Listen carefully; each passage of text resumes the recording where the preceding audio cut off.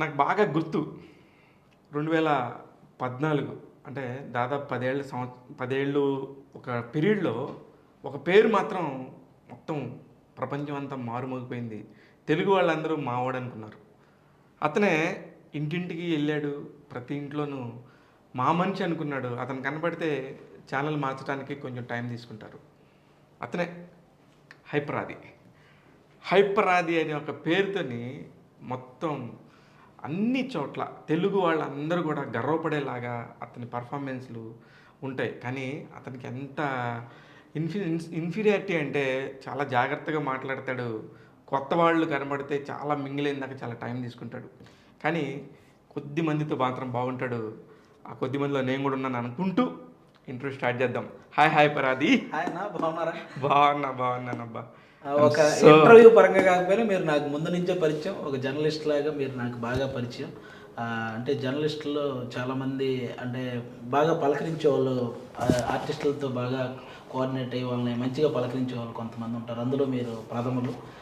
కాబట్టి మీతో ఈ ఇంటర్వ్యూ చేయడం ముఖ్యంగా నేను లాస్ట్గా ప్రసన్న కుమార్ బెజవాడ అన్న ఇంటర్వ్యూ చూశాను. నాకు చాలా బాగా నచ్చింది అన్న ఇంటర్వ్యూ. అంటే మీరు అడిగిన విధానం, మనోడు చెప్పే విధానం రెండు నచ్చినాయి నాకు. దానివల్ల ఆ తర్వాత వెంటనే మీకు మెసేజ్ పెట్టాను, చాలా బాగుందన్న. అంటే మనం కూడా చేద్దాం అది అనగానే ఇంకా అసలు నేను ఇంకా అది అంటే నేను ఇంకా టైం తీసుకోవాలేమో అనుకునే టైంలో మీరందరూ రెస్పాండ్ అయిన విధానం, ఎస్పెషల్లీ ప్రసన్న కుమార్ బెజవాడ దానికి ఏమైందంటే ఒక టెక్నీషియన్కి నేను ఇచ్చే రెస్పెక్ట్ అది కనబడింది చాలా హానెస్ట్గా.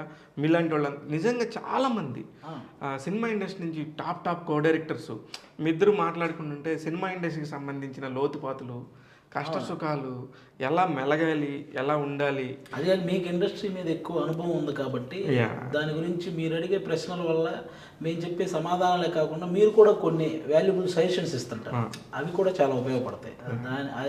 ఈ ఇంటర్వ్యూ వల్ల ఆ యూజ్ కూడా ఉంది. అందుకని నేను కూడా కొంచెం చనువు తీసుకొని అడిగాను. దాదాపు అడగను.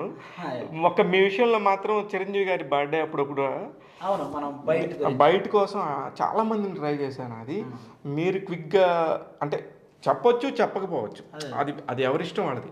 కానీ ఆ డెసిషన్ తీసుకొని చిరంజీవి గారిది నేను ఎందుకు చెప్పినా, నాకు ఎప్పుడు కావాలి సెల్ ఫోన్లో అయినా పర్వాలేదని అడిగారు కదా, నాకు అది చాలా నచ్చింది. అంటే ద వే యువర్ రెస్పాన్స్ అది చాలా ఇంపార్టెంట్ ఒక మనిషికి ఇంకో మనిషికి, ఎస్పెషల్లీ సినిమా ఇండస్ట్రీలో. నువ్వు చేయకపోవటం పెద్ద విషయం కూడా కాదు, నో చెప్పడం పెద్ద విషయం కూడా కాదు, తప్పు కూడా కాదు. అది ఎవరి అభిప్రాయం వాళ్ళది. ఇకపోతే నాకు చాలా చాలా చాలా క్వశ్చన్స్ ఉన్నాయి. అయ్యో అంటే ఒక మనిషి ఎదగటం అనేది తన జర్నీ తాలూకా ఒక ప్రయాణం అద్భుతంగా ఉంటేనే ఎదగటం అనేది తెలుస్తుంది. లేదంటే అందరితో పాటు మనం ఉంటాం. ఈ ఎదగటంలో పర్సంటేజ్ లెక్కేస్తే అది ఎన్ని లక్షల రెట్లు ఎదిగాడో నాకు తెలుసు. అయ్యో కంపల్సరీ అన్న, మనం ఆల్మోస్ట్ చాలా చిన్న స్టేజ్ నుంచి వచ్చిన వాళ్ళు, అదైతే షూర్. నీ డిగ్రీ అదే బీటెక్ అయిపోయినాక మనం కనుక నవీన్ పోలిశెట్టి సినిమాలో మన ఇండస్ట్రీలో కాదు ప్రపంచంలో ఏం చేయాలన్నా మన తెలుగువాడు బీటెక్ చేయాలన్నట్టుగా తెలుగువాడు బీటెక్ అయిపోగానే అసలు నీ ప్రయాణం ఎలా మొదలుపెట్టావు?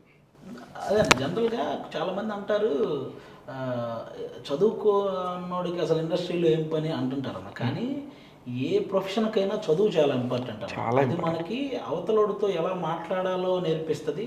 అవతలవాడు తెలివాడైతే మనం ఇంకెంత తెలివిగా ఉండాలో నేర్పిస్తుంది. కాబట్టి చాలామంది బీటెక్ చదివి ఇండస్ట్రీ ఎందుకని స్టార్టింగ్లో అన్నవాళ్ళు ఉన్నారు. కానీ ఆ చదువే నాకు చాలా ఉపయోగపడింది అన్న. నేను ఇక్కడ ఈ ఇండస్ట్రీలో ఎదగడానికి ఫస్ట్ రీజన్ నా చదువే అన్న. ఆ తర్వాతే మనకున్న ఆ మిగతా ఎక్స్ట్రా యాక్టివిటీస్. ఆ చదువుకునేటప్పుడు కూడా నేను బాగా కొంచెం ఇవి ఏదన్నా డైలాగ్స్ చెప్పేయడం, లేకపోతే ఏదన్నా పాటలు పాడడం, ఇలాంటి యాక్టివిటీస్లో బాగా పార్టిసిపేట్ చేసేవాడు అన్న. బీటెక్లో ఉన్నప్పుడు కానీ స్కూల్ స్టేజ్ నుంచి కానీ అన్నీ ఆ ఇంట్రెస్ట్ అలా ఉండిపోయింది. మనం 14 తర్వాత ఇక్కడ హైదరాబాద్ వచ్చాక ఎక్కడో తెలియకుండా మేము ఉండే ఏరియాలోనే అప్పట్లో మారుతి గారి ఈ రోజుల్లో షూటింగ్ జరిగింది మా మధురనగర్లో. ఆ షూటింగ్ జరుగుతున్నాను కానీ అక్కడికి వెళ్ళిపోయి ఆ షూటింగ్ చూస్తే ఆ ఫీల్ ఫస్ట్ టైం ఆర్టిస్టులను చూడడం. ఫస్ట్ టైం 5D Mark 3లో కూడా సినిమా తీయొచ్చు. అసలు మనకు అసలు కెమెరాల గురించి ఐడియా లేదు. మేము అప్పుడు ఫోన్లో తీసుకుంటుండేవాళ్ళం ఏమైనా వీడియోలు. అది షూటింగ్ అనగానే అప్పుడు ఆ చూడ ఫస్ట్ టైం మారుతి గారితోనే నేను దిగిన ఫోటో.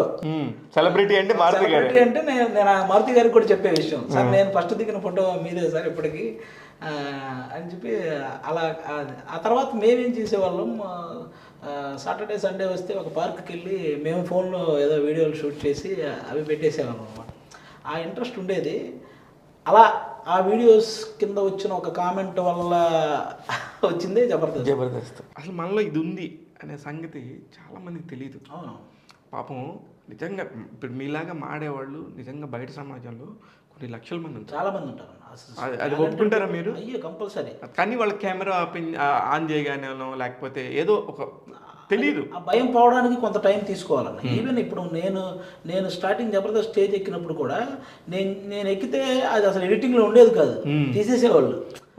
స్టార్టింగ్లో అలాంటివి చాలా జరిగినాయి. నేను మాట్లాడితే వాయిస్ మ్యూట్ చేసేవాళ్ళు స్టార్టింగ్లో. అంటే అప్పటికి మనం ఎవరో తెలియని పర్సన్, మనం వేసిన డైలాగ్ అప్పటికి ఎక్కకపోవచ్చు. వన్స్ మన క్యారెక్టర్ కొంచెం లెంగ్త్ పెరిగినప్పుడు మన స్టామినా చూపించడానికి కూడా ఒక ఇది ఉంటుంది అనమాట. నేను జబర్దస్త్కి వస్తాను. జబర్దస్త్కి వచ్చే ముందు చీమకుర్తికి వెళ్దాం. చీమకుర్తిలో అంటే నాకు ఆ వేడి నాకు అసలు ఒంగోలు అనగానే నాకు వేడి భయం వేస్తుందమ్మా. ఎందుకంటే మాకు దగ్గరలోనే ఉంటాను. ఒంగోలు వేడి ఉంటుంది, ఒంగోలు వాళ్ళు కూడా వేడిగానే ఉంటారా? ఉంటుందబ్బా నిజంగానే. ఎందుకంటే నేను ఒంగోలు డైరెక్టర్తో పనిచేశాను, గుణా 369. మామూలు మనోడు అర్జున్ జంధ్యాల. అసలుకి ఒంగోలు నేను షూటింగ్ కూడా వచ్చా, మీ కాలేజీలు అవన్నీ చూశాను. సంతనూతలపాడు SSN కాలేజీలో జరిగినట్టుంది. అది ఒకటేమో నిజాం కాలేజ్ ఏదో ఉంటుంది కదా మీది, రెడ్ కలర్లో ఉంటుంది, మెయిన్ రోడ్లో ఉంటుంది ఒంగోలులో. ఒకటి పేస్ కాలేజ్ ఒకటి ఉంది, అలాగే క్విజ్ కాలేజ్ ఒకటి ఉంది. క్రిస్టియన్ కాలేజ్ అది ఎప్పుడో ఓల్డ్ అంట అది. అయితే వేరే అట్లా కాలేజ్ బాగుంది ఆ ఏరియా. అంతే ఒంగోలు అంటే బాగా ఓవర్ హిట్తో ఉంటారేమో. అసలు నీ చిన్ననాటి జ్ఞాపకాలు, నీలో అసలు ఇది ఉంది, ఒక టాలెంట్ ఉందనేది ఎప్పుడు తెలిసింది? అట్ ద సేమ్ టైం నేను మీ నాన్నగారి దగ్గరికి వస్తాను తర్వాత, దీని గురించి చెప్తాను. యాక్చువల్గా నేను స్కూల్లో ఉన్నప్పుడు కూడా నేను బేసిక్గా ఎక్కువ గొడవ చేస్తాను. కానీ గొడవ చేసేవాడిని మాస్టర్స్ కొడతారు కదా, ఆ కొట్టడం నుంచి తప్పించుకోవాలంటే మనం చదువు కూడా బాగా చదువుకొని ఉండాలని. ఎవరికి తెలియని విషయం ఏంటంటే నేను స్కూల్ టాపర్ అన్నా. ఓన్లీ గొడవ చేసే వ్యక్తిని కాదు, దాంతోపాటు చదువుతాను, బాగా చదువుతాను కూడా. నేను 7th class school first, 10th class నాకు 7th క్లాస్ అప్పుడు మాకు 500 మార్క్స్కి, అప్పుడు 435 నాకు, 10th 545, ఇంటర్ 956 నాకు. నాకు 80% బీటెక్, 95% మార్కులు ఇంటర్మీడియట్లో అంటే చాలా పెద్ద విషయం. బీటెక్లో నాకు 80%. నాకు ఈవెన్ ఆ 956లో నాకు తగ్గిన మార్కులు కూడా 2 ఇయర్స్ మీద నాకు తగ్గింది ఓన్లీ ఇంగ్లీష్లో. ఓకే, ఇంగ్లీష్ కొంచెం మన ఒరిజినల్ అది కొంచెం మార్కులు తగ్గినాయి అంతే. మిగతా అంతా నాకు సెంట్ అవుట్ ఆఫ్ సెంట్ వచ్చేవి. అంత బాగా ఎందుకంటే ఎందుకు చదివేవాడిని అంటే నాకు అల్లరి చేయడం బాగా ఇష్టం. కానీ అల్లరి చేస్తే అవతలవాడు నన్ను తన్నకూడదంటే నేను బాగా చదివి ఉండాలి. కరెక్ట్. అది నాకు అలా కంటిన్యూ చేశాను అన్నది బీటెక్. ఇది చాలా మంచి విషయం. ఎందుకంటే పిల్లలు చాలా అల్లరి చేసేస్తారంటారు, కానీ వాడికి చదువుకుంటే ఈ దెబ్బలు తప్పితే అనేది తెలియాలి కదా, లాజిక్ అది. అవునన్నా, నేను అది పాటించాను. నేను అసలు ఒక్కోసారి ఏం చేసేవాడిని అంటే, రేపు సార్ ఏం చెప్పబోతున్నాను అనేది నేను ముందు ఒకసారి చదివేవాడిని. నేను ఒకసారి ఊరికే ఎందుకంటే తెలియకుండా మాస్టర్లు లోపల క్లాసులో పాఠం చెప్పిన తర్వాత ఒకసారి నన్ను లేచి చెప్పమనేవాడు. నేను కొంచెం ముందుగా దాన్ని నేను ఒకసారి ఏదో చదివేవాడిని. తర్వాత ఆయన చెప్పమన్నప్పుడు ఆయన దాన్ని ఎక్స్ప్లెయిన్ చేసిన తర్వాత నాకు అది ఇంకా ఈజీగా బుర్రకెక్కేది. ఆ పాఠం ఆయన ఎక్స్ప్లెయిన్ చేసిన తర్వాత అప్పుడు నన్ను లేకుండా నేను టక్ చెప్పేసేవాడిని. అలా ఉండేది మన. అయితే ఇప్పుడు మీరు హైదరాబాద్ వచ్చిన టైం కంటే ఆ పీరియడ్లో చాలా ఫాస్ట్గా గ్రోత్ ఉంది, చాలా ఫాస్ట్గా టెక్నాలజీ పెరగటం కానీ, ఒక పక్క సోషల్ మీడియా అప్పుడప్పుడే కొంచెం ఫేస్బుక్లు కానీ అన్నీ తెలియటం, ఇవన్నీ కూడా జరుగుతున్న టైం.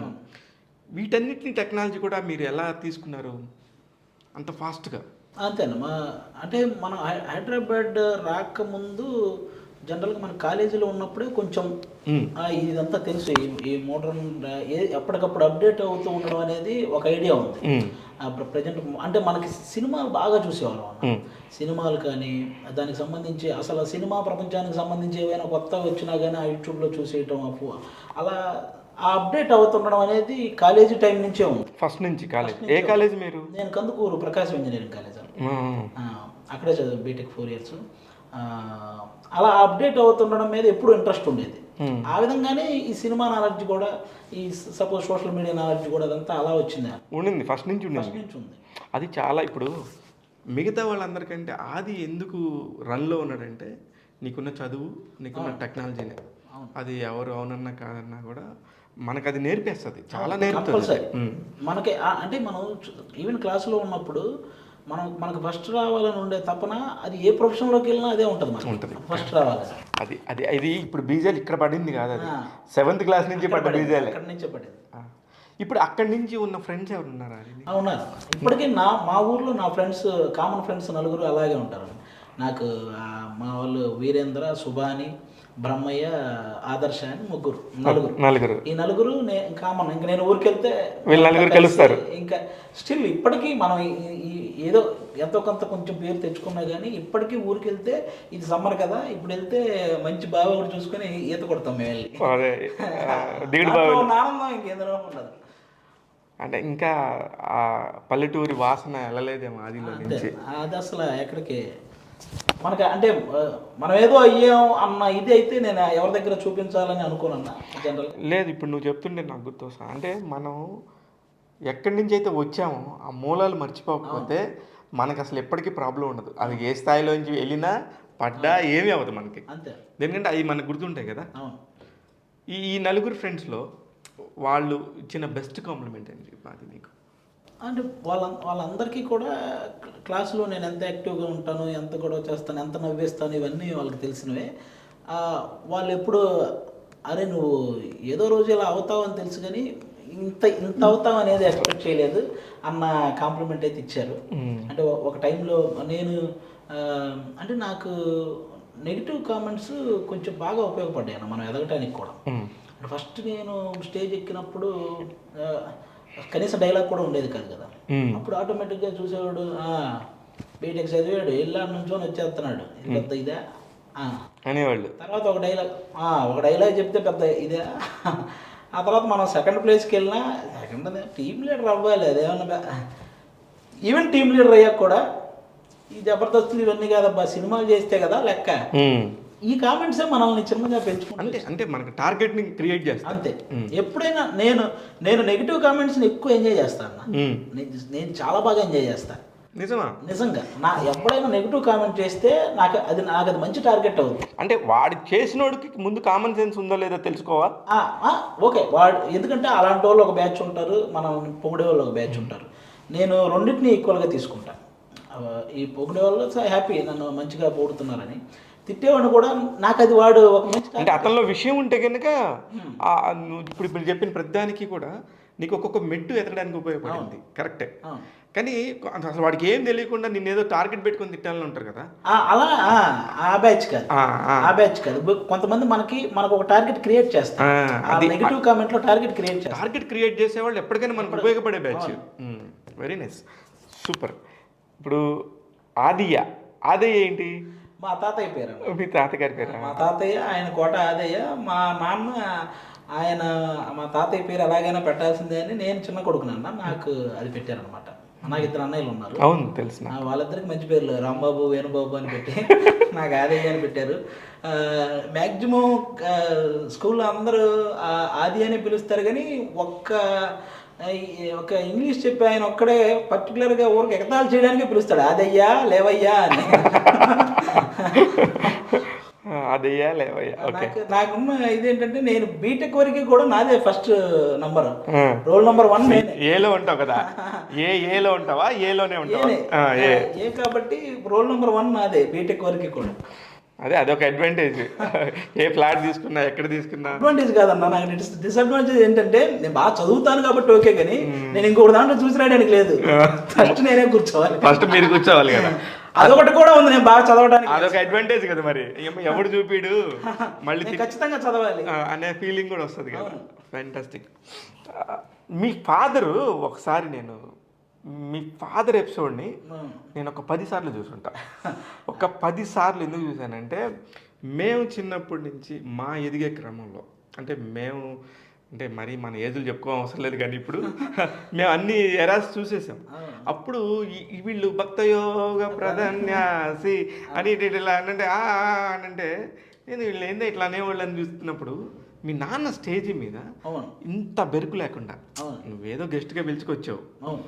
మా నాన్న ఆ రోజు పాడిన పద్యాలకి నాకు ఎంతమంది, నేను ఇన్ని సంవత్సరాలు కష్టపడి ఎంతమంది కనెక్ట్ అయ్యారో మా నాన్నకు ఆ ఒక్క రోజుకే కనెక్ట్ అయిపోయారండి. ఎందుకంటే ఎంత ఫారెన్ వెళ్ళినోడైనా వాళ్ళ ఫాదర్ ఎక్కడో ఆ విలేజ్ ఆ రూట్ ఉంటుంది కదా, ఆయన వల్ల వాళ్ళందరికీ వాళ్ళ ఫాదర్స్ గుర్తొచ్చేసి నాకు ఎందుకు నాకు ఫారెన్ నుంచి చాలామంది నా నంబర్ తెలుసుకొని ఫోన్ చేసి మేము ఫారెన్ నుంచి వస్తున్నామండి, మీకు ఏదైనా తీసుకురమ్మంటారంటే అయ్యో నాకేం వద్దులండి, మీకు కాదండి మీ నాన్నగారికి ఏమైనా తీసుకురమ్మంటారా అంటే అంతలా కనెక్ట్ అయ్యారు మా నాన్నగారికి. నిజంగా వాళ్ళ పాపం ఆయన ఏదో కొంచెం ఆ డ్రింక్ ఇది ఉంటుంది కదా, వాళ్ళు పంపించారండి పాపం అక్కడి నుంచి కూడా.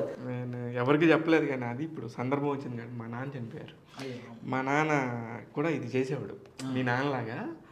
అప్పట్లో ఇంకా మా ఊర్లో ఇట్లా నాటకాలు, కబడ్డీ పోటీలు ఇలాంటివన్నీ అంటే ఇంకా మా నాన్న నెంబర్ 1.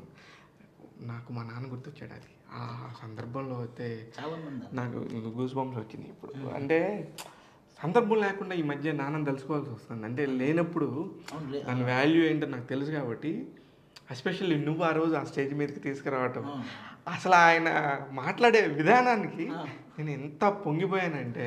ఆయన బ్రహ్మంగారి నాటకంలో సిద్ధయ్య పాత్ర. అవునట అవును. ఆయన అది అంటే ఆయన సిద్ధయ్య పాత్ర ఏంటంటే అది తెల్లవారు 4 గంటలకు వస్తుంది. ఈ నాటకం అంతా అయిపోయి ఆయన పాత్ర వచ్చేసరికి ఆ టైంలో ఇంకా అందరూ నిద్రపోయి ఉంటారు. ఆ టైంలో వెళ్ళి ఇంక ఈయన పెద్ద పెద్దగా కేకలేస్తుంటాడు. నిద్రపోతున్న వాళ్ళు ఈ టైంలో ఎవరయ్యా గొడవ అని అరిచేంత కేకలేస్తుంటాడు అనమాట. అయితే ఆయన నేను అనుకున్నాను ఓకే అది ఈ రేంజ్లో రాణించడానికి బీజాలు ముందు నుంచే ఉన్నాయి. అది వాళ్ళ ఫాదర్ రూపం నుంచో ఎక్కడి నుంచో ఐ డోంట్ నో, మీ డిఎన్ఏలో ఉంది. మా ఫాదరు ఒక అరుగు మీద 10 మంది కూర్చుంటే ఆ 10 మంది మా నాన్న చెప్పేవాడికి నవ్వుతుంటారండి. ఇప్పుడు కాదు, నేను స్కూల్ స్టేజ్ నుంచే ఆయన చుట్టూ ఎప్పుడో ఒక 10 మంది ఉంటారు. ఎందుకంటే ఆయన బాగా నవ్విస్తుంటాడు, ఆయన స్టైల్ ఆఫ్ సెటైర్స్ అది కంపల్సరీ అది ఉంది. అది లేకపోతే మనకి ఇంత ఆటోమేటిక్గా రాదు. లేదురా, అంటే నువ్వు పేపర్ పట్టుకున్నా ఎక్కడో అక్కడ ఏదో ఒకటి తగులుతుంటుంది. అది మీకు అంటే యాజ్ ఎ రైటర్ మీకు ఐడియా ఒరే ఇది ఇలా వేసేస్తే పోద్దే, ఇక్కడ ఇది వేస్తే పోద్ది అని కొంచెం నిజంగా బాగా డిప్రెషన్గా ఉండి అమ్మ ఏంటి మనం ఇంత కష్టపడ్డా కూడా ఇది లేదు అనుకున్నప్పుడు కాసేపు ఒక 10 పంచుల్ని చూసేస్తే మళ్ళీ నార్మల్ లైఫ్కి వచ్చేస్తాను నేను.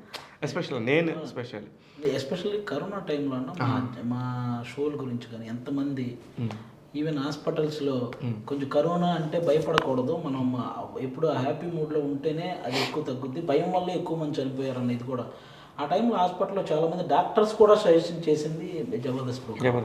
అది నేనంటే మనకు అంత టైం ఉండేది కదా. యాక్చువల్లీ మీరందరూ నాకు పర్సనల్గా తెలుసు కాబట్టి హాయ్ అంటే హలో అనుకునే అమ్మా అది ఇట్లా అందరూ పరిచయం కాబట్టి గెటప్ సీను ఇలా అనుకునేవాడిని, కానీ నేను ఎప్పుడు చూసేవాడిని కాదు. వెన్ కరోనానే నిజంగా నేను చెప్తుంటే నాకు గుర్తు వస్తుంది. ఇప్పటికీ విఎన్ ఆదిత్య గారు చెప్తుంటారు నాకు సూసైడల్ థాట్స్ ఉండేవి. అమెరికాలో ఒక లాంగ్ ప్లేస్, అక్కడ అసలు ఇండియన్స్కి వెళ్ళడానికే ఇష్టపడని ప్లేస్లో నేను ఉన్నాను, నేను ఒక్కడనే ఒక ఇంట్లో ఉన్నాను, నాకు ఆల్మోస్ట్ సూసైడల్ థాట్స్ ఆ టైంలో నువ్వే నన్ను బతికించా ఉన్నాడు ఆదిత్య గారు. చాలా గొప్ప కాంప్లిమెంట్ లాగా అనిపించింది నాకు అసలు. నిజంగా కూడా కదా, చాలా మందికి అది ఇప్పుడు నిన్ను రీచ్ అవ్వలేకపోయి ఉండొచ్చు, కానీ నువ్వంటే ప్రాణం పెట్టి 24 గంటలు ఎవరితో సంబంధం లేకుండా ఒక సెల్ ఫోన్లో జబర్దస్త్ ఆన్ చేసుకొని చెవుల్లో అవి పెట్టుకొని అలా బతికేసి కొన్ని వాళ్ళలో వాళ్ళు నవ్వుకునే బ్యాచ్ కొన్ని లక్షల మంది ఉంటారు. నేను అందుకనే ఏదో ఇది పొగడతేం కాదు, ఇది ట్రూత్ కాబట్టే నేను ఇంత గట్టిగా మాట్లాడగలుగుతున్నాను. ఎందుకంటే కొద్దో గొప్ప నిజాయితీ హానెస్టీ ఉన్నాడని చెప్పి ఉన్న పేరుని నేను ఏదో నిన్ను పొగడటం కోసం నన్ను మాట్లాడుకోవటం కోసం ఉపయోగించను. కానీ ఎస్పెషల్లీ చాలామంది నిజంగా కరోనా టాపిక్ వచ్చింది కాబట్టి చెప్తున్నాను, నాకు తెలిసిన వాళ్ళు, నా పక్క ఇంట్లో వాళ్ళు, మా కజిన్స్ చనిపోయారు. కనీసం సెకండ్ వేవ్లో దారుణంగా ఆ చూపుకు కూడా నోచుకోలేని పరిస్థితిలో. అలాంటి టైంలో ఎంతోమందికి నిజంగానే వాళ్ళు ఒక రూమ్లో ఉండాల్సి వచ్చిన వాళ్ళకి నిజంగా పాజిటివ్ వచ్చి రూమ్లో ఉండాల్సి వచ్చిన ఏదో టీవీ ఆన్ చేసుకుని రోజు మొత్తంలో 2-3 గంటలు వాళ్ళకి నువ్వు సేవ చేసావు, తెలియకుండా సేవ చేసావు. అది మాకు నిజంగా అది పెద్ద అచీవ్మెంట్ అసలు. ఈ టైంలో చిరంజీవి గారు అసలుకి మీ ఏజ్ గ్రూప్కి నాకు తెలిసి మీరు వచ్చే టైంకే చిరంజీవి గారు దాదాపుగా ఒక ఆగిపోయింది పరిస్థితి. అంటే యాక్టింగ్ పరంగా అందరు హీరోలు వాళ్ళకి తగ్గ స్క్రిప్ట్ పడినప్పుడు ది బెస్ట్ ఇస్తారు, అందులో ఏ డౌట్ లేదు. కానీ ఆ ఆ డ్యాన్స్ అనేది ప్రతి ఒక్కడికి కామన్ మ్యాన్ కూడా వాడికి ఒక ఆనందం వచ్చినప్పుడు ఒక డ్యాన్స్ వేస్తారు. అందుకని తెలియకుండా బాగా డ్యాన్స్ ఒక హీరో అంత బాగా డ్యాన్స్ చేయటం ఫస్ట్ టైం. అంటే మన తెలుగు సినిమా ఇండస్ట్రీలో సూపర్ డ్యాన్స్ని పరిచయం చేసింది అయితే చిరంజీవి గారు. 100%. అందుకని ఫస్ట్ కనెక్షన్ అక్కడ కుదిరిందన్న. ఇంకా ఆ తర్వాత ఆయన ఒక హీరోలో కామెడీ టైమింగ్ కూడా ఒక హీరోకి అంటే ఒక ఆల్రౌండర్ పర్ఫార్మెన్స్ చిరంజీవి గారి కదా. అంటే మనకి ఊహ తెలిసిన తర్వాత ఎక్కడో తెలియకుండా హీరో అంటే చిరంజీవి గారు అనే ఫీల్ ఉండేదన్న ఆ టైంలో. లేదు ఇప్పటికీ ఉంది కదా. అప్పుడు జనవరి 1కి మాకు గ్రీటింగ్ ఆ గ్రీటింగ్స్తో మేము గ్రీటింగ్ ఆట ఆడతాం. అంటే అవతల దగ్గర ఇన్ని గ్రీటింగ్స్ ఉంటాయి, మాకు ఇన్ని గ్రీటింగ్స్ ఉంటాయి. ఇలా గ్రీటింగ్ చేస్తామంటే అంటే చిరంజీవి గారు అటుపక్క చిరంజీవి గారు పడి నాకు చిరంజీవి గారు పడితే వాడు అన్నీ నాకు వచ్చేస్తాయి. అటుపక్క అలాంటి ఆట ఆడతాం అనమాట. అందులో నాకు ఎక్కువ అక్కడ కూడా చిరంజీవి గారి ఫోటోలు ఎక్కువ, గ్రీటింగ్ కార్డ్స్ ఎక్కువగా కలెక్ట్ చేయడం ఇలాంటి ఎక్కువ ఉండేదన్నమాట అప్పటి నుంచే. కానీ ఎక్కడో చిరంజీవి గ్రీటింగ్ కార్డు పట్టుకొని తిరిగి అబ్బా అనుకొని ఆ రోజున్న హ్యాపీనెస్కి, చిరంజీవి గారితో పక్కన కూర్చొని మాట్లాడుకునే హ్యాపీనెస్కి అసలు మాకు అది ఇంకా ఇది చాలు కదా ఇండస్ట్రీకి వచ్చిన దానికి అని అనిపించే ఫీలింగ్ అన్నది. నిజమే కదా. ఇంతకంటే ఏముంటుంది మనం చూడాల్సింది, ఇదే కదా మనం కోరుకుంది ఎప్పటికైనా ఆయన చూడాలి అన్న ఇది. అలాంటిది ఆయనతో కలిసి వర్క్ చేయడంతో పాటు కలిసి కూర్చొని మాట్లాడుతూ ఆయన ఓల్డ్ ఎక్స్పీరియన్సెస్ అన్ని మాకు చెప్తూ ఇంకా అంతకు మించి ఉంటుంది. నిజంగానే అదేంటంటే ఇప్పుడు ఎవరు ఏ సాయం లేకుండా ఎవరితో సంబంధం లేకుండా తనంతటా తాను ఎదిగిన ఒక మహా ఋషి లాంటి ఆయన. ఎంతమందికి ఇన్స్పిరేషన్, ఎంతమందికి. ఇప్పుడు ఎవరిని అడిగినా నువ్వు ఏ జానర్ హీరోనైనా అడుగు చిరంజీవి గారి ఇన్స్పిరేషన్ అని అంటారు. కారణం ఏంటంటే అంత ఇన్స్పిరేషన్ క్వాలిటీస్ ఉండబట్టి. There is so many qualities automatically మనం అందరం ఫాలో అవుతాం. ఆ క్వాలిటీస్ ఉన్న మీరు పక్కన పవన్ కళ్యాణ్ దగ్గరికి చేరారు. నేను స్టిల్ ఇప్పటికీ చెప్తానన్నా, నాకు కథానాయకుడుగా చిరంజీవి గారి ఇష్టం, ఒక నాయకుడుగా పవన్ కళ్యాణ్ గారి ఇష్టం. రాజకీయాల్లోకి ఇంకా రాలేదు, వస్తా. అయితే వాళ్ళిద్దరికి డిఫరెన్స్ చెప్తాను. చెప్పండి. నాకు పవన్ కళ్యాణ్ గారిది సినిమా సెకండరీ అన్న, ఆయన నాయకుడుగానే ఫస్ట్. నాకు సూపర్ నాయకుడుగా ఫస్ట్ అన్న, సినిమా సెకండ్ ఆయన విషయంలో. కానీ సినిమా అనగానే చిరంజీవి గారే ఫస్ట్. సినిమా అంటే చిరంజీవి గారు ఫస్ట్, అందులో మొహమాటమే లేదు. తర్వాత కూడా ఇంకేం మారదు, ఇవన్నీ మార్చుకోవడం లేవు, అయిపోయింది దాని వరకు. అయితే హైదరాబాద్ వచ్చినప్పుడు నువ్వు ఒక జాబ్ చేస్తా ఉన్నావు. ఒక ఎలా వచ్చింది జాబ్? క్యాంపస్లో వచ్చేసిందా, డైరెక్ట్గా నువ్వు ఏమైనా ఇక్కడ ఏమైనా కొట్టుకున్నావా? లేదన్నమా, అది ఇక్కడ ట్రై చేసి కొట్టింది. అది చాలా చిన్న జాబ్ అన్న. బేసిక్ ఏమైందంటే అక్కడికి వెళ్ళి కూర్చుంటే ఒక చోట కూర్చొని అరే మనం ఇది కాదే అనిపించింది అన్న. కూర్చొని అదే పనిగా వర్క్ చేస్తూ ఉంటే సైలెంట్గా ఎవడు వర్క్ వాడు చేసుకుంటుంటే మనమేమో ఈ గోలగోలు చేస్తూ ఏదో ఒకటి అలా వచ్చిన వాళ్ళం. మనకు ప్యారల్గా అది కూడా రన్ అవ్వాలి. కానీ ఇక్కడ చూస్తే ఒక చోట కూర్చొని వర్క్ చేయడమే సరిపోతుంది, అది ఎక్కడో కనెక్ట్ అవ్వలేదు.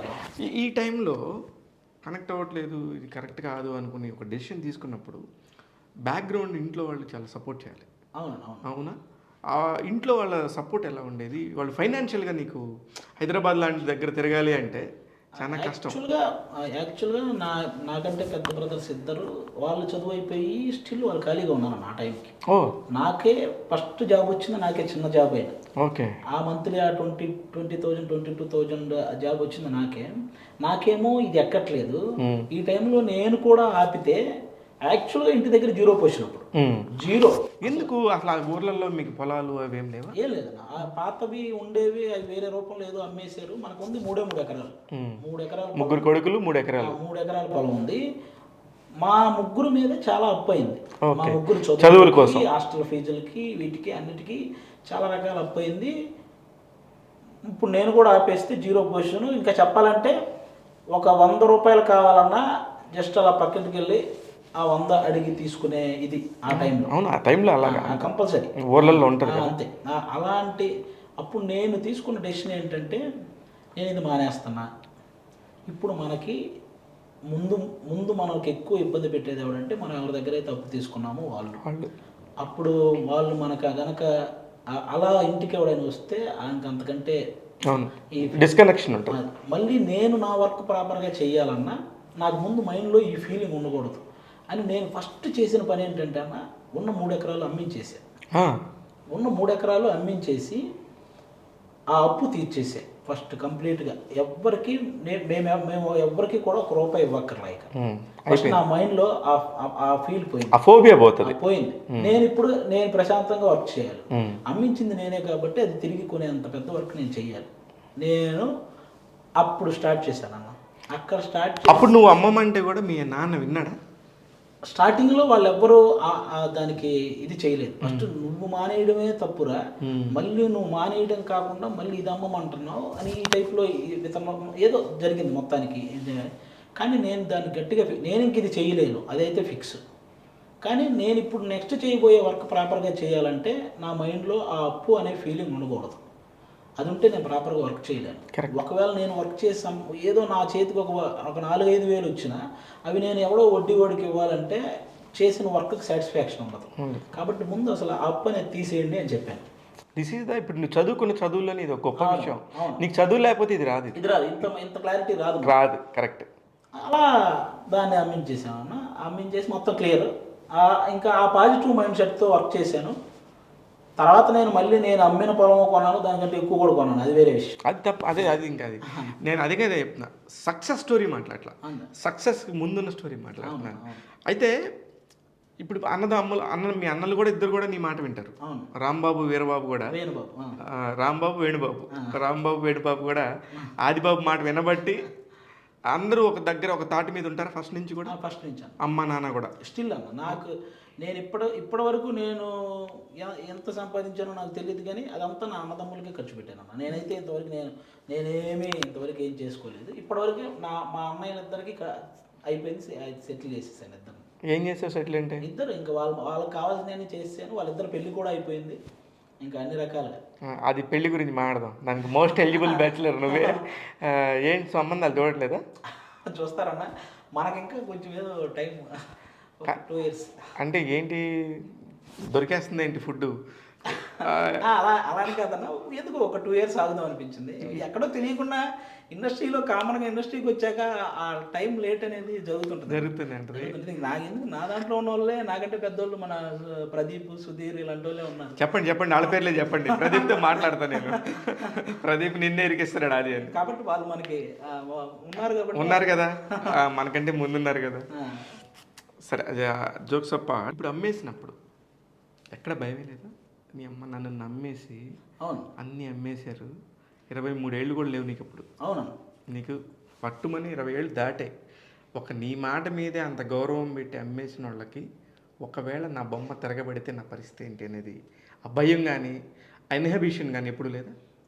ఖచ్చితంగా నా మీద నాకు నమ్మకం కూడా ఎక్కువ ఉందన్న.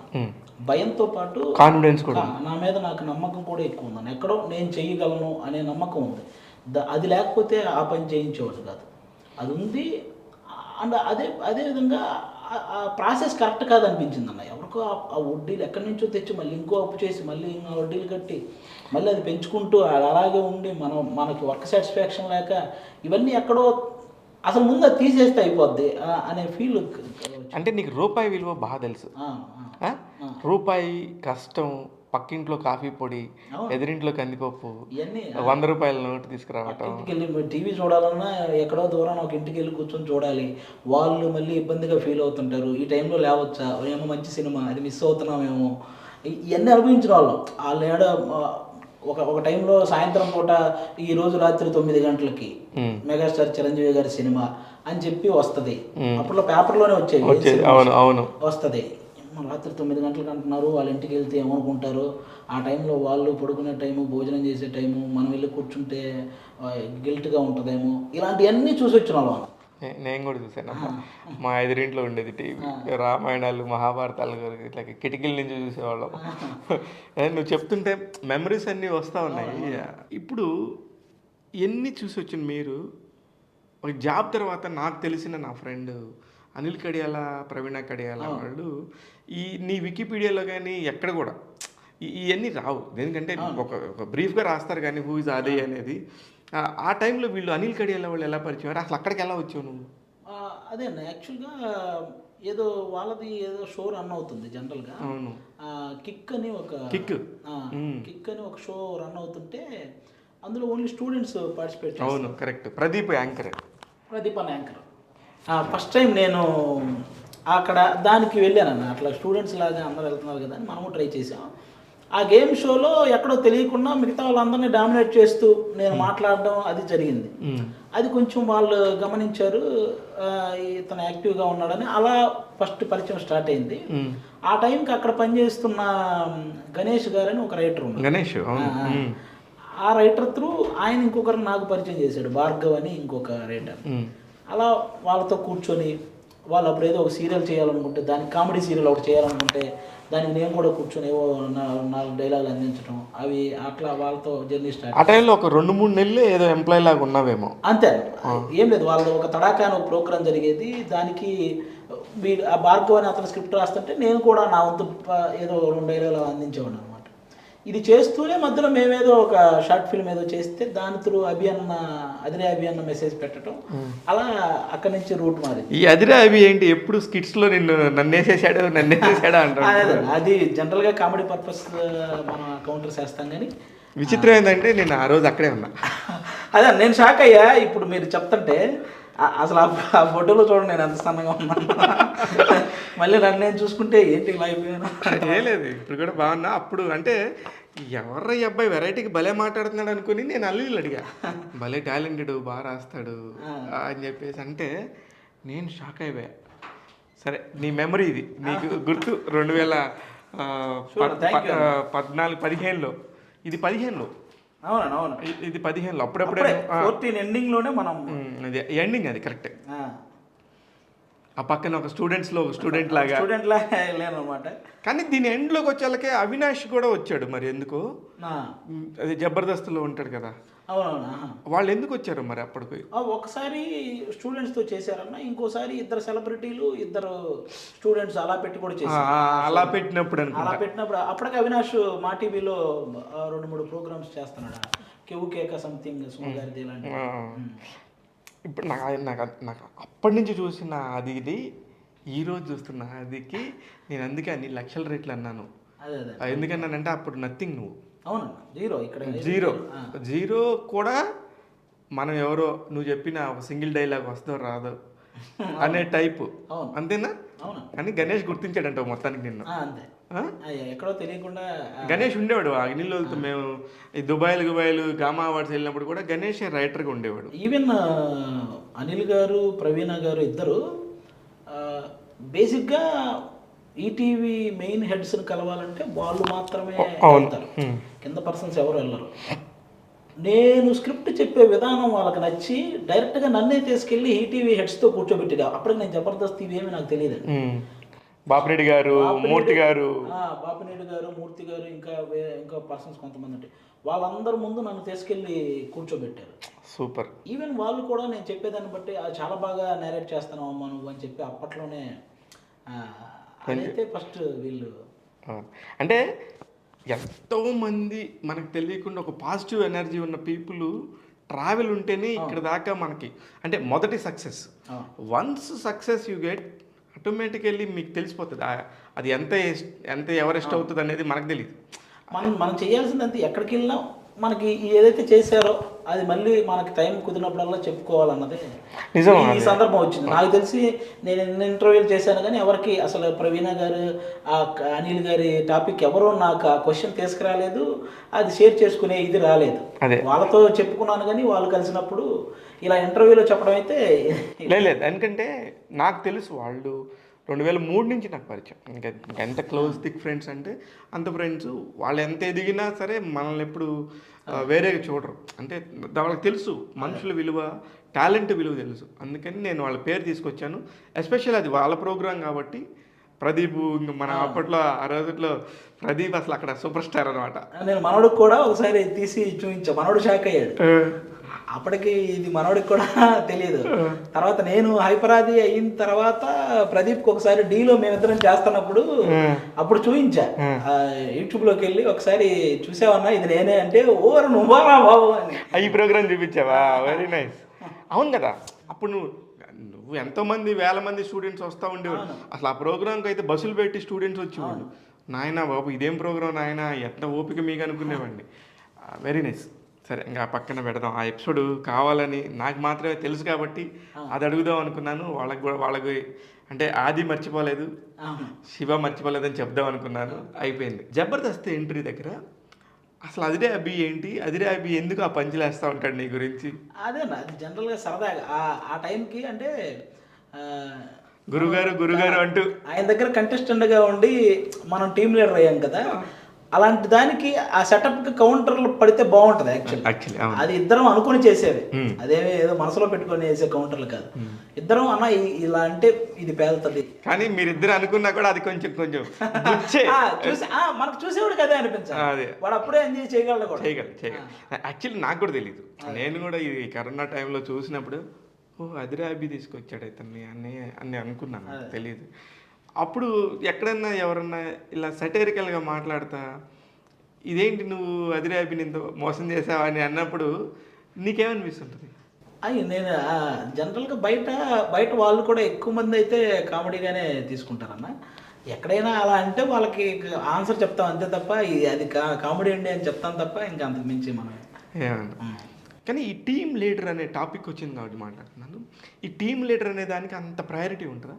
అంతే అన్న, ఎందుకంటే ఆ టీంని మొత్తం ప్రాక్టీస్ చేసే దగ్గర నుంచి ఆ స్క్రిప్ట్ ఏంటి అనేది సెలెక్ట్ చేసుకునే దగ్గర నుంచి టోటల్గా స్టేజ్ మీద పర్ఫార్మెన్స్ అయిపోయేంత వరకు ప్రెజర్ ఫస్ట్ టీమ్ లీడర్కే ఉంటుంది అన్న. ప్రెజర్ కంపల్సరీ ప్రెజర్ ఉంటుంది అన్న. ఒక స్కిట్ మనం ఇంకా కొంచెం పేరు తెచ్చుకున్నోడి ప్రెజర్ ఇంకా వేరు ఉంటుంది అన్న. వాడు ప్రతి స్కిట్ ఆ రేంజ్లోనే చేయాలి, రీచ్ అవ్వాలి, మళ్ళీ ఆ రేంజ్లోనే చేయాలి, ఆ ప్రాక్టీస్ చేయించుకోవాలి, ఎవరు డైలాగ్ మర్చిపోకూడదు. అంటే ఒక డైలాగ్ ఎవడైనా మర్చిపోయి అటు ఇటు ఆలోచించినా మనం ఫన్ అయితే చేయగలుగుతాం, కానీ టోటల్ మార్క్స్ ఇచ్చే టైంకి వాళ్ళు అక్కడ మర్చిపోయారు కదా అన్న ఇదితో మార్క్స్ ఇవ్వరు. కానీ ఎంత కష్టం అంటే నువ్వు చేసే పని కొంచెం రైటింగ్ మీద ఐడియా ఉన్న బట్టి మాట్లాడుతున్నావు. అవతల స్క్రిప్ట్ మర్చిపోతే దాన్ని మళ్ళీ నువ్వు ఫట్మని అక్కడ మార్చేయాలి. ఆ సెకండ్ మార్చేసి ఇమ్మీడియట్గా ఇంప్లిమెంట్ చేసే ఒక టాలెంట్ ఉంది చూసావా, హ్యాట్స్ ఆఫ్ టు యు వాళ్ళది.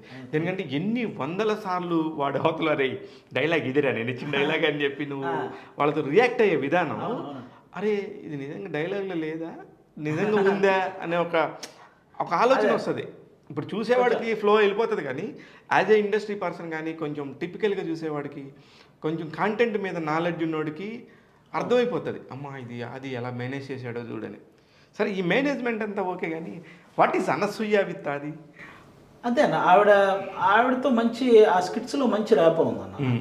అంటే ఫస్ట్ నుంచి కూడా ఏదైనా కౌంటర్ వేసినప్పుడు ఈవెన్ నాగబాబు గారు, రోజా గారితో పాటు ఆవిడ నవ్వు కూడా చాలా బాగుంటుంది, బాగా ఎక్కువ ఎంజాయ్ చేస్తుంది. అంటే షీఈ్ ఇన్వాల్వింగ్, ఒక యాంకర్ కాబట్టి, అంటే దాకా తెలుగు మీద బాగా పట్టుంది కాబట్టి ఆవిడకి ప్రతి డైలాగు అర్థమయ్యేది, ఆ రేంజ్లో ఎంజాయ్ చేసేది.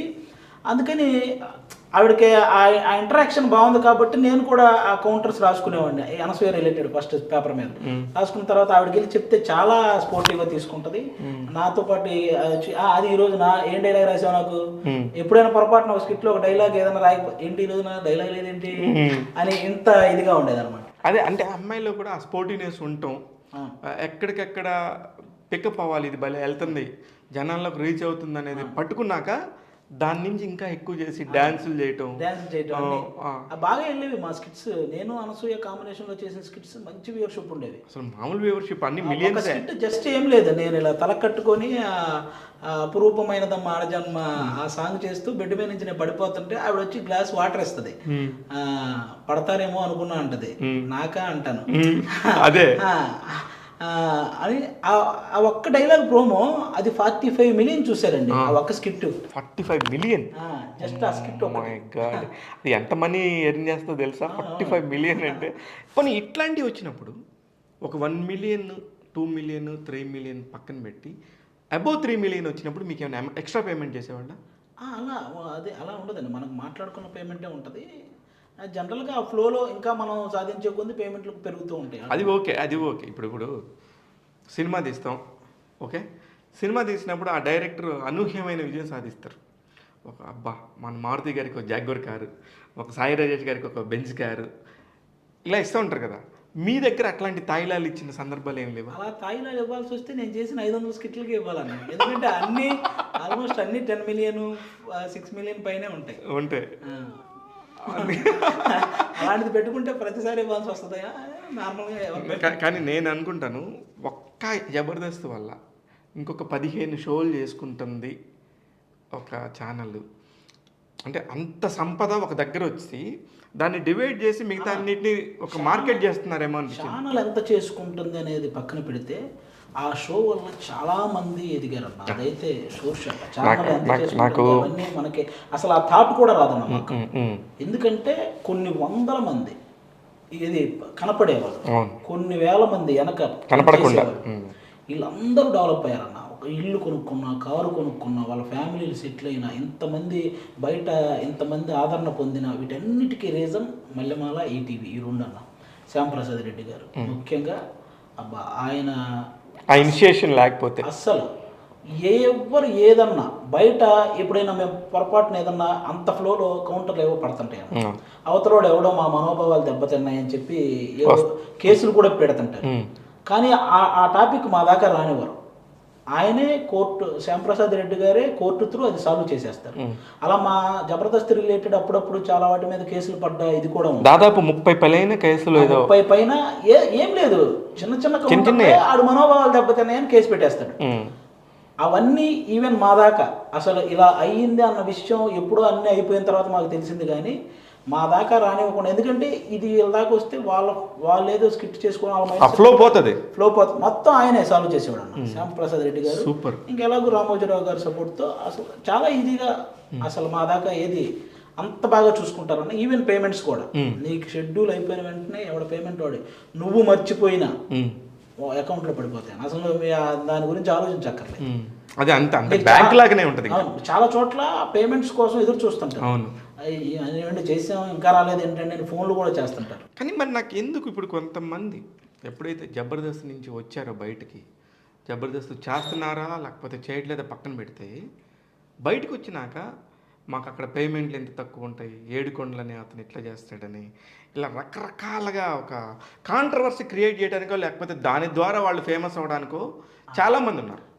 అది ఎక్కడో పర్సన్కి మధ్య ఉన్న వాళ్ళిద్దరి మధ్య ఉన్న వ్యత్యాసాన్ని తీసుకొచ్చి కంపెనీ మీద రుద్దే ప్రయత్నం చేశారన్న, అంతే తప్ప ఎక్కడ కూడా కంపెనీ రిలేటెడ్ కానీ 500 స్కిట్లు చేసిన ఆదికి మరి ఇప్పుడు ఆ చేసిన వాళ్ళు ఎవరు ఆది అంతలో 10% కూడా కాదు. నేను పర్సంటేజ్లు కూడా నేను చెప్తున్నానంటే ధైర్యం ఉంది. ఎందుకంటే I know the capacity, calibre, ఇక్కడంతా అకౌంటబిలిటీ, నెంబర్స్ ఉన్నాయి. ఆ నెంబర్ ప్రకారమే ఏదైనా మాట్లాడుకుంటాం మనం. ఎవడైనా వీడు ఫస్ట్ ర్యాంక్ అంటే వాడికి ఫస్ట్ ర్యాంక్ ఎందుకు వస్తుంది, 100 మార్కులు వస్తేనే వస్తుంది.